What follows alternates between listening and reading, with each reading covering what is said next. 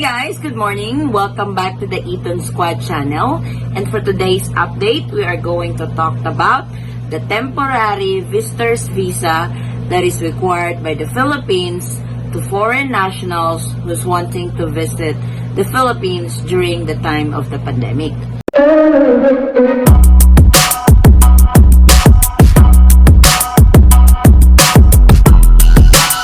Hi, I'm Patricia. I'm the madam. Hi, I'm Ellie. I'm the ruler. I'm Addie and I'm the diva. I'm Mommy Addie and I'm the boss. And I'm Papa Forrest. I'm the real boss. We are the Eton Squad.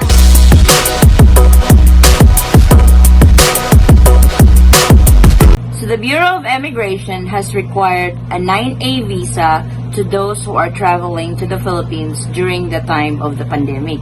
Before we proceed to all the requirements that you need to apply for the visa, let us talk about the people that can avail this visa going to the Philippines. So according to the Bureau of Immigration, as modified by the IATF, Resolution number 60, the following can enter the Philippines if they secure the appropriate visa. This is the 9A visa.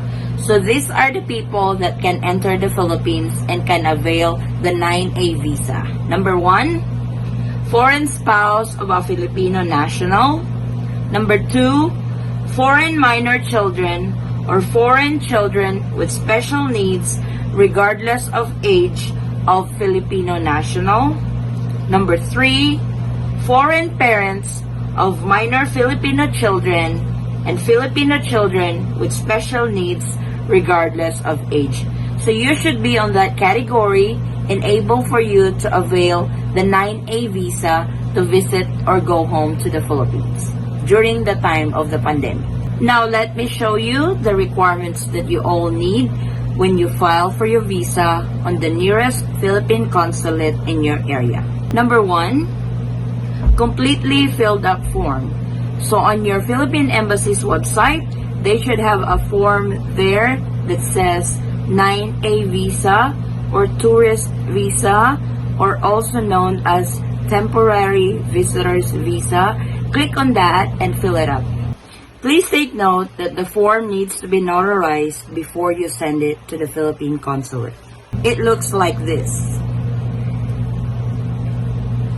Number 2, you need to submit along with the form that you have filled up the original and photocopy of the passport with the validity that must extend at least 6 months beyond the length of proposed stay in the Philippines.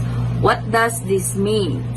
It means that if you go home to the Philippines and if you plan on staying there for 3, 6, 9, or up to a year, you need to make sure that by the time you fly back to your original country, you still have at least 6 months left in your passport and able for you to enter the Philippines during the time of the pandemic and able for you to be granted visa on your application. Number 3, you must also send one 2x2 size photograph taken at least within the last 6 months. The applicant's signature must affix on the front side of the picture. So usually they would require a white background for this picture. Number 4, you should also send a copy of the applicant's round-trip flight itinerary. Before, this is not required, but this time, during the time of the pandemic, they now require a round-trip ticket and able for you to be granted with a visa to fly to the Philippines. Number 5, you need to submit a proof of financial capacity. Examples of this are bank statements, real estate properties that you own one, or any other documents showing the applicant is financially capable of supporting himself while he is in the Philippines. Number 6 is self-addressed returned envelope with stamps for express or priority mail with tracking number via the United States Postal Service or prepaid private envelope from private courier of your choice. if the passport or visa is need to be mailed back. The last one, number 7, is visa fee. This is non-refundable. So the visa fee is payable in cash or in money order, made payable to the Philippine Consulate General. Unfortunately, personal checks and credit card are not acceptable right now. So these are the requirements that you need to submit to the nearest Philippine consulate in your area to apply for the 9A visa to be granted allowed entry to the Philippines when you travel during the time of the pandemic. So what are the prices of this visa? For single entry, valid for 3 months, it will cost you $30. For multiple entry, valid for 6 months, this will cost you $60. For multiple entry, valid for 12 months, this will cost you $90. But please take note, because it says over here, the authorized maximum period of stay granted by the Philippine Consulate to all temporary visitors visa applicant is 59 days. If the applicant will stay beyond 59 days in the Philippines, an application for extension of stay must be filed at the Bureau of Immigration in Manila or the immigration office nearest to the place where the applicant is temporarily residing. So I want to explain this.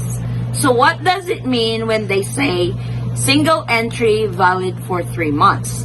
This means that you have 3 months to use that visa that you have applied for. For example, you were granted for a visa on the month of July. You have 3 months to use that visa that was given to you.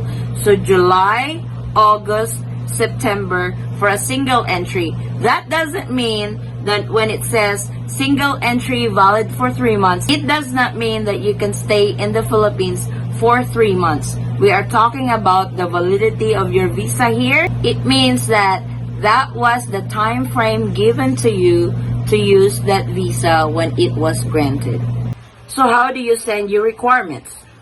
Simply send it to the Philippine Consulate General, attention visa section, then the address of the Philippine Consulate that you are sending it to, then the 9A temporary visitor's visa. It should look like this on your cover letter when you are sending all the requirements. Make sure that you make a cover letter with this and then the requirements that you have submitted itemized on that cover letter. That way they know what documents you have sent to their office. I hope this is clear to everybody, and I hope those who are planning to go home to the Philippines can get started with their visa requirements. According to the website that I am referring to, I am at the Philippine Consulate of Los Angeles. According to their timeline of process, or according to their processing time, it would take 1 to 2 weeks upon receipt of your application. So when you book a ticket, you need to make sure that you have enough time for you to apply for the visa. You have enough time to receive back your application with your visa, because the round-trip ticket is part of the requirements to apply for the 9A visa. So you really have to estimate those times. That way you don't miss any flights. So thank you so much guys for watching. I hope this video will help you, especially to those who are planning to travel to the Philippines that needs a visa. Hopefully this video will help you go through the step-by-step procedure on how to avail the 9A visa that is required by the Philippine government to allow entry when you travel during the time of the pandemic. Thank you so much for watching. If you're not a subscriber to my channel, please subscribe. And if you are a subscriber, welcome to the Eaton Squad family. I hope to see you guys on my next travel update. Stay safe. God bless. Bye.